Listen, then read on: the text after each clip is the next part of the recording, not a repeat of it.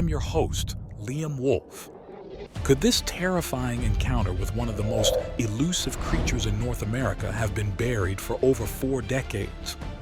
And if so, what other unknown creatures are hiding in our national parks? Tonight, we dive deep into the hidden archives of the National Park Service, uncovering reports that have never seen the light of day until now. Thanks to an anonymous source, we've received a box of reports from the 1970s and 1980s, where brave park rangers documented their eerie encounters with beings beyond our understanding. These are their stories, unfiltered and unedited. There are a number of these reports from all over the country, and from my research, it seems like there was a pretty successful attempt to cover them up back in the day. But as we know, all truths come to light eventually, no matter how deep they may be buried. We know the former owner of these reports intended them to go public at some point, but the timing was never right. From what I can gather, he was afraid the world wasn't ready to know the truth about these creatures. As for me, I figure now is as good of time as any. If there are indeed monsters lurking in our national parks, people deserve to know about them. Pretending they don't exist isn't going to make us any safer out there. In fact, it's likely to do just the opposite.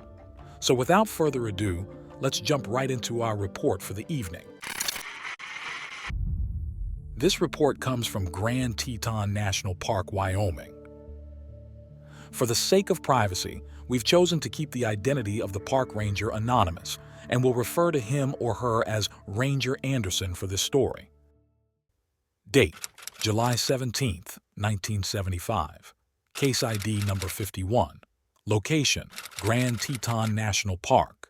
Time: 8:40 p.m. The ranger's report reads, "Disturbing encounter with something terrifying and unknown. It was about 2:30 p.m. on my second day of annual overnight perimeter patrol of the park when I noticed a damaged section of the perimeter fence. There was nothing suspicious about it, and no other signs of unusual activity.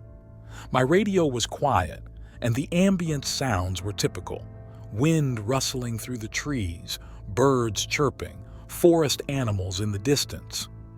So, I stopped to repair the fence and then moved on. However, as I ventured farther out along the perimeter of the wilderness, I became aware of an unsettling presence. I sensed someone or something moving behind me, and when I turned around, a shadowy figure darted behind the trees. I thought I must be imagining things, or that maybe it was a pronghorn evading his predators. So I continued for about 2 miles, pausing a few times to look back, trying to catch a glimpse of the figure who always evaded my direct sight lines.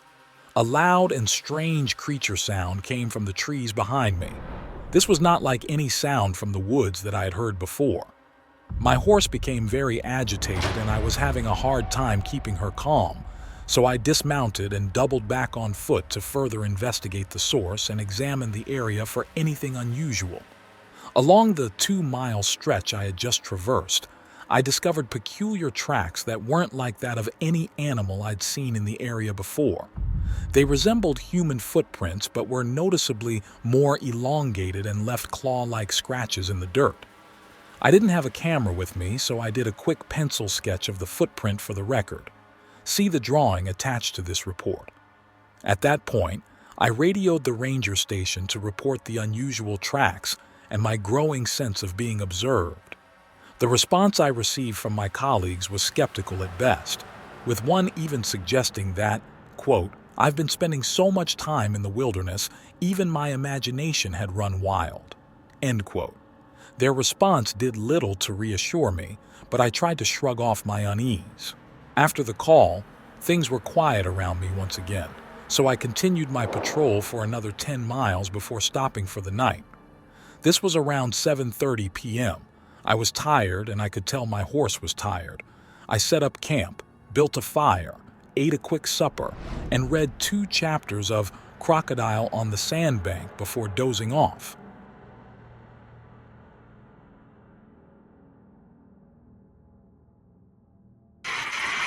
I was woken up by a faint whispering sound, a bit like leaves rustling but with an eerie, human-like quality.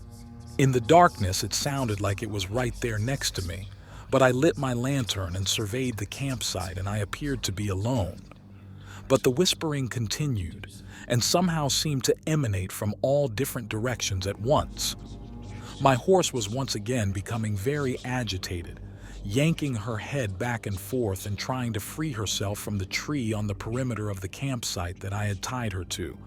I did my best to calm her down, but nothing was really working. I couldn't blame her. I was spooked too.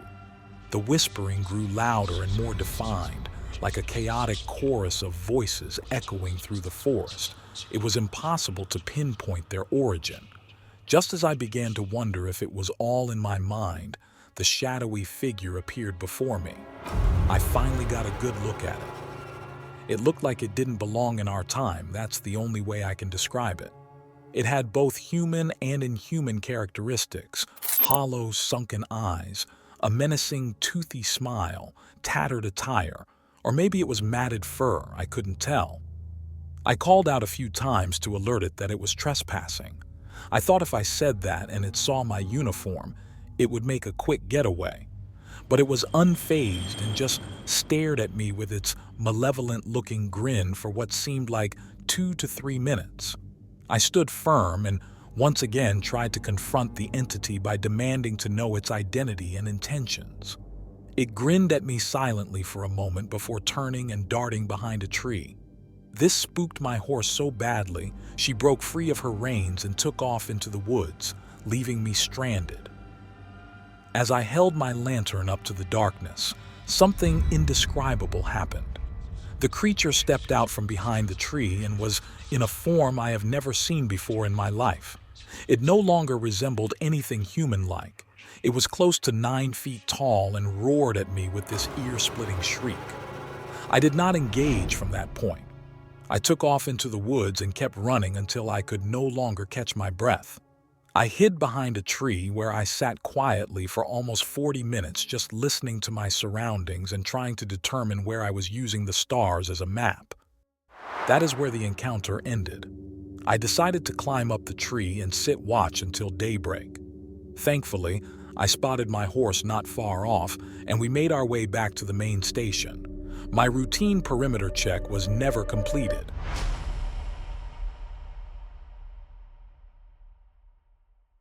That is the end of Ranger Anderson's report, a terrifying encounter that I'm sure haunted the park ranger for many years. We were able to track down Ranger Anderson, but our efforts to dive deeper into the story were cut short by the untimely death of the witness. By the sounds of this report and the region from which it came, could this have been an encounter with what many people have described as a skinwalker? These shape-shifting witches are part of Native American Navajo folklore. For the Navajo of Southwest America, skinwalkers are a powerful and destructive presence. These entities can transform into animals, as well as possess other people and bring people back from the dead with black magic. They wear the skins and sometimes skulls or antlers of their chosen creatures, which is where the name Skinwalker derives from. Many skinwalker sightings have come from Utah. In fact, the highly documented and well-known Skinwalker Ranch is located not far from where this sighting took place. Stories and eyewitness accounts of strange occurrences on the ranch date all the way back to the 1950s. But it was in the 1990s that the property gained significant attention due to a series of reports recounting increasingly bizarre events. These reports include sightings of UFOs, encounters with unusual creatures, paranormal activity, and other unexplainable phenomena. In the early 2000s, investigative journalist George Knapp and scientist Colm Kelleher published a book titled Hunt for the Skinwalker, detailing their research and investigations into the reported phenomena on the ranch. Could there be a connection between these bizarre encounters? Or is it just a coincidence of proximity? Perhaps it's another kind of otherworldly being that we have yet to discover. We may never know. When you only consider the immediate thrill of a sighting and the potential impact of your own photo evidence, it's easy to forget about the difficult aftermath and the potentially gruesome details in between. I invite you to sink your teeth into a brand new Monster Myth series that faces them head-on. Beyond the Stars, Otherworldly Encounters spotlights the most famous alien encounters and UFO sightings in history. Through first-hand accounts, historical context, and expert commentary, a craft like that would have been very obvious to a P-51 pilot. Each episode pieces together the puzzle of a notorious alien encounter and explores its broader cultural impact.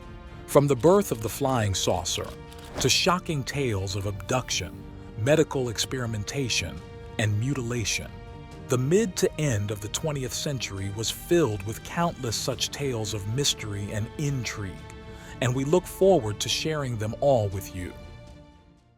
Thank you for joining us on this expedition into our enigmatic national parks. Until next time, stay curious and keep your eyes open. In the wild, you never know what secrets may be lurking, waiting to be unveiled in the great expanse of Parks Unseen.